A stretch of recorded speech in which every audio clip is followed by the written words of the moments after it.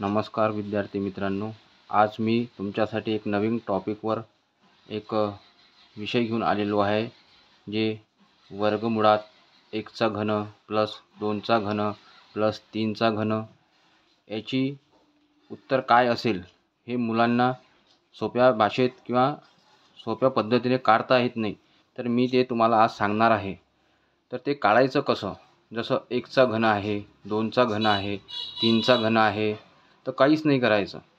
हे पहिली आखरी जी संख्या आहे 3, हे 3 जसेच्या तसे लिहायची। लिहिल्यानंतर 3च्या नंतरची संख्या घ्यायची, गुणा करून 3च्या नंतरची संख्या घ्यायची। 3च्या नंतरची संख्या किती आहे? 4। 3 गुणिले 4 किती होऊन राहिले? 12 होतात। 12 होतात। बस एवढं झालं। एवढं झाल्यानंतर त्यांना 2ने भागून टाकायचं, 6। तर याचं उत्तर निघेल 6। याचं उत्तर निघेल 6। आता त्याच्या खालचं तुम्ही बघा, जसं 1चा वर्गमुळात 1चा घन 3, वर्गमुळात 2चा घन 3, 3चा घन 3, 4चा घन 3, 5चा घन 3, हे वर्गमुळातले जे संख्या आहे मुलांना माहीत नाही याची सोपी पद्धत कशी आहे। सर्व मुले काय करतात, 1चा घन करतात, मग 2चा घन करतात, मग 3चा घन करतात, मग 4चा घन करतात, मग 5चा घन करतात। ह्या सर्वांची टोटल करून ते वर्गमूळ काढतात। तर असं करायचं नाही।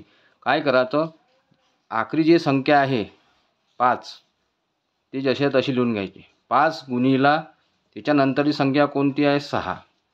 5 गुणिला 6 किती होत आहे? 30। बस त्यांना 2ने भागून टाकायचं, 15।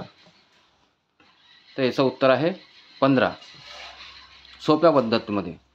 त्याच्यानंतर आता हे मला तुम्ही याचं उत्तर कमेंटमध्ये सांगा। 1चा घन प्लस 2चा घन प्लस 3चा घन प्लस 4चा घन प्लस 5चा घन प्लस 6चा घन प्लस 99चा घन। याचं उत्तर मला तुम्ही जे हे मी दिलेलं आहे याचं उत्तर मला तुम्ही कमेंटमध्ये सांगा किती। थँक्यू।